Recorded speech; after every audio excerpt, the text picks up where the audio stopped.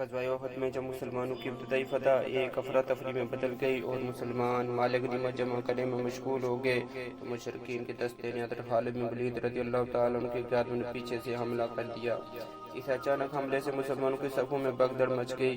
اس نازک صورتحال میں رسول اللہ صلی اللہ علیہ وآلہ وسلم کے چند جانثار صحابہ کرام کے ساتھ ایک جگہ پر ثابت قدم رہے۔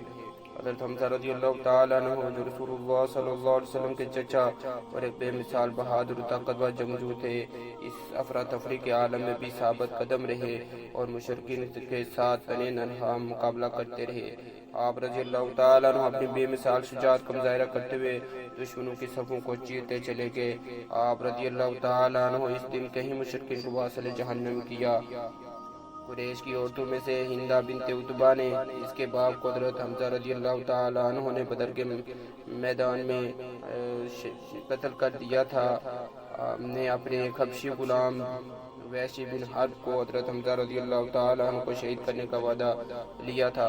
وحشی حبشیوں کے انداز میں نیزہ بازی میں کمال رکھتا تھا اور اس کا نشانہ بہت کم خطا جاتا تھا۔ ہندہ نے وحشی کو اس کام کے بدلے آزادی کی پیشکش کی تھی۔ وحشی رضی اللہ تعالیٰ عنہ جو بعد میں مسلمان ہو گئے تھے، اس واقعے کو خود بیان کرتے ہیں۔ احد کے میدان میں حضرت حمزہ رضی اللہ تعالیٰ عنہ کی طاق میں تھے۔ حضرت حمزہ رضی اللہ تعالیٰ عنہ لڑتے ہوئے کسی طرف دھیان نہیں دے رہے تھے، جس کا وحشی نے فائدہ اٹھایا۔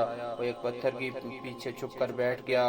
جب حضرت حمزہ رضی اللہ تعالیٰ عنہ قریب سے گزرے تو اس نے اپنا زہریلا نیزہ ان کی ناف کے نیچے زور سے مارا، جو آر پار ہو گیا۔ حضرت حمزہ رضی اللہ تعالیٰ عنہ اس قاری ضرب سے زمین پر گرے اور شہید ہو گئے۔ وحشی نے انہیں یقین دہانی کر لی کہ وہ شہید ہو گئے تو ان کے قریب گیا، اپنا نیزہ نکالا اور واپس لوٹ گیا۔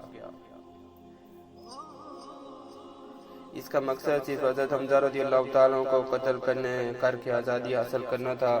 جب رسول اللہ صلی اللہ علیہ وسلم نے اپنے چچا حضرت حمزہ رضی اللہ تعالیٰ عنہ کو خون میں نہائے ہوئے دیکھا تو آپ صلی اللہ علیہ وآلہ وسلم غمگین ہو گئے۔ حضرت حمزہ رضی اللہ تعالیٰ عنہ نہ صرف آپ صلی اللہ علیہ وسلم کے چچا تھے بلکہ قریبی دوست اور اسلام کے ابتدائی اور مضبوط حامیوں میں سے ایک تھے۔ آپ صلی اللہ علیہ وآلہ وسلم نے ان کے لیے مغفرت کی دعا فرمائی۔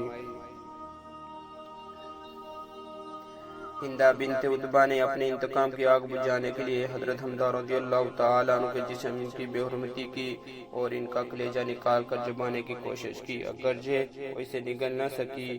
اس وحشیانہ فعل سے مسلمانوں کو شدید صدمہ پہنچا۔ آپ صلی اللہ علیہ وآلہ وسلم نے حضرت حمزہ رضی اللہ تعالیٰ عنہ کو سید الشہداء کا لقب عطا فرمایا۔ حضرت حمزہ رضی اللہ تعالیٰ عنہ کی شہادت غزوہ احد کا ایک انتہائی المناک اور دل خراش واقعہ ہے، جس نے رسول اللہ صلی اللہ علیہ وآلہ وسلم کو غمزدہ کر دیا۔